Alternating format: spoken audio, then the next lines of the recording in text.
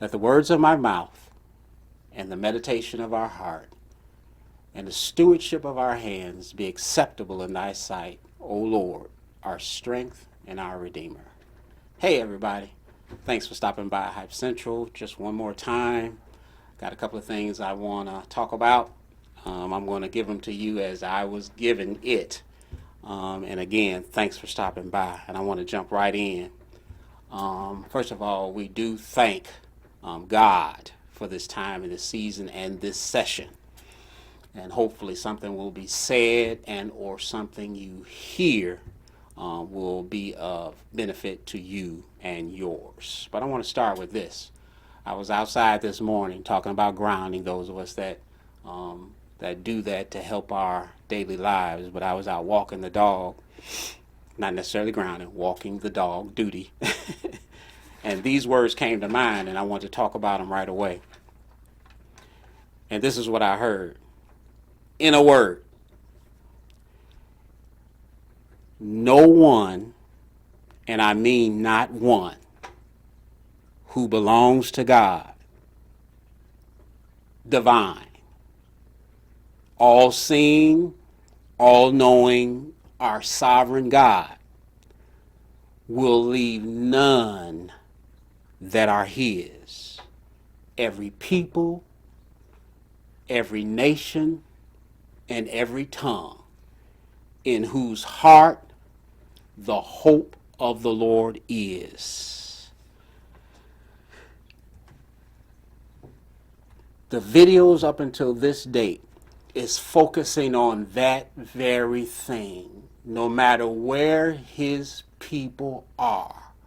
And some of us, just like the scriptures talk about, we're scattered around the globe. Some of us taking our gifts and talents and holding them in our bosom so close and thinking about we, us, ours, and nobody else. But the clarion call has been made. It's time to come to the front line. God, supreme, divine. He has a job for all of us to do. But everything that I have been prompted to do circles around the event of gathering his people together, no matter where they are. It doesn't matter. That's why I talked about the song. I like to teach the world to sing in perfect harmony. Unity is what I was talking about. Bringing everybody to oneness. And like the quote from the Game of Thrones, I got paperwork today, so y'all look beyond. The quote that the King of the North said to Queen Daenerys, the Dragon Queen, in the Game of Thrones. He said they fought against a common enemy. We're talking about good versus evil. Why complicate it? Good versus evil. Doesn't matter your religious, spiritual system of belief. I believe everyone in the world grabs hold to something, even if it's self. Despite the differences that we all hold, despite our suspicions. This is what John said to the queen. He paused and he said, together, we need to do the same. That means fight together. If we're going to survive, if we're going to be ready for that call, that triumphant call when we're caught up or called home or called to that place that's after this place. He goes on to say, because the enemy is real, and he's always been real. All of the videos up until this point, this is what I'm trying to convey. That's it. That's all. That's all. And I'm asking you to be a part of this developing journey. We're being called to the front line, the clarion call. to use what he has given us to use to bring glory and honor to him. It says, he, our Creator, desires to be found of us. And he goes on to say, they that seek after him will be found of him. I'm going to go on to say that those that seek after righteousness, or to be in right standing, and has the fear of God in their hearts, they are accepted of him. They are accepted of him. Grace is in place, mercy is in place, and he's calling you forth. He has a job for you to do. And that's all I want to say about the videos. He's calling us together as one. And I'm going to say this is not written down. Before I woke up last night, it was a short, simple, sweet dream. And I was on an elevated platform. And I wasn't by myself. It was like my spirit team, my soul team was there. We were all there in unison. Every color, every nationality, and every race on both sides.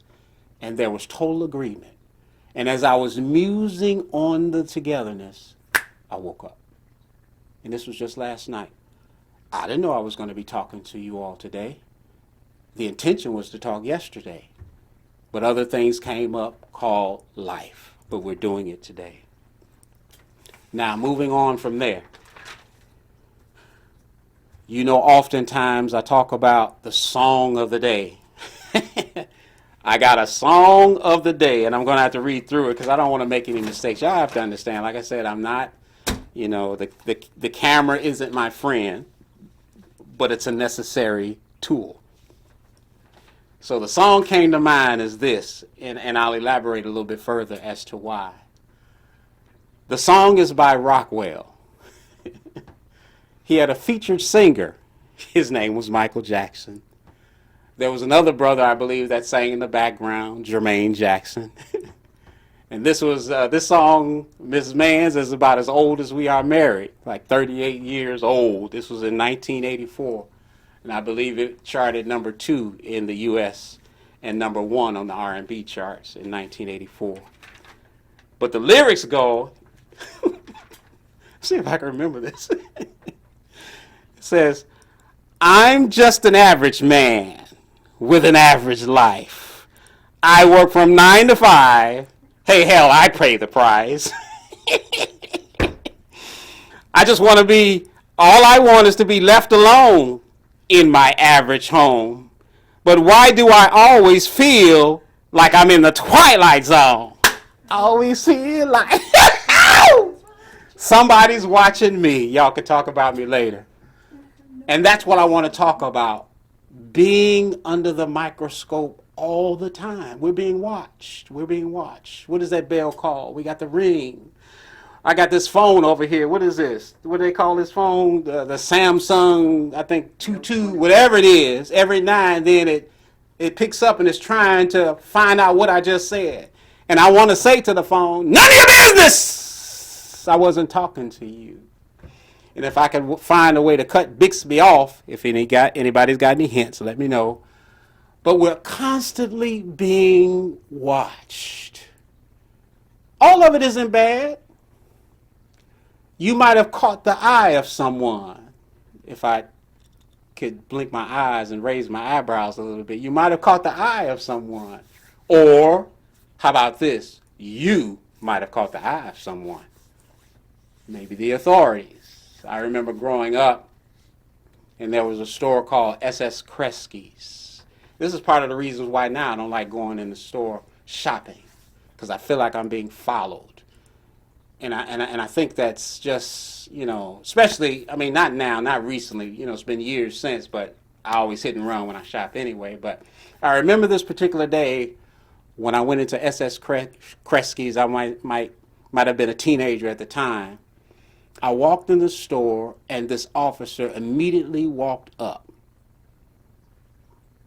started going through my pockets, just walked in the store, If I remember correctly, he wasn't the color I am. I'll just say it that way. Started going through my, I want to say God help, and I believe I've been delivered from it, but stigmatized me from him doing that. And then those of us that shop during those times, years ago, you go into the stores that maybe we don't normally go into, and you're being monitored everywhere you go. So I digress in saying that, but that's a part of the watching. You're watched on your jobs. You're watched in the neighborhoods. You're watched by your neighbors. You're watched. I always feel like somebody's watching me. I want you to know today that you are being watched, but especially those that God has his eyes on. He has mercy and grace in place for you, an assignment for you. But know this, because of that, the enemy knows who God's treasures are. And more than likely, he's designing a plan or a scheme to disrupt your growth and development and flow in the things and the ways of righteousness or light or the ways that God would have you to go. Let me go a little bit further. I remember, because I always talk about first natural and spiritual, and I'm going to say with the affirmative, it is my intent not to be here that long.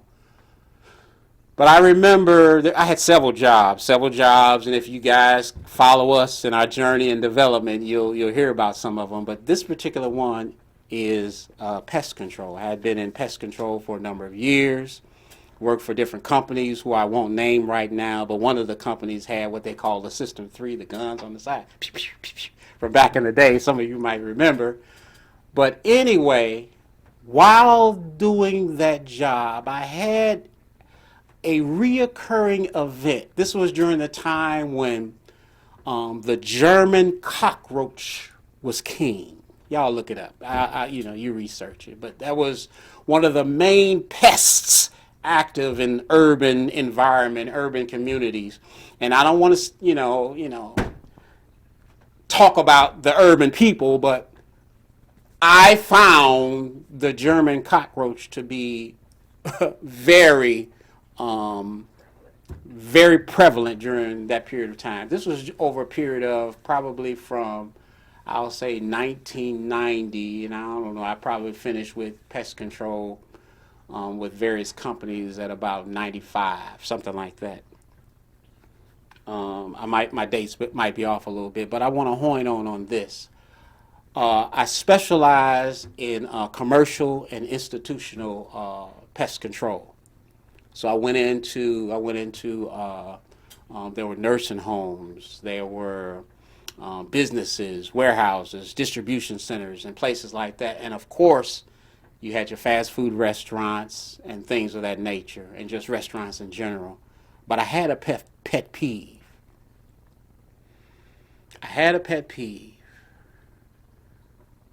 I'm personalized this because this was me. This was my modus operandi. This is the way I moved because of concern of cross contamination. Back then, we were squirting chemical all over the place.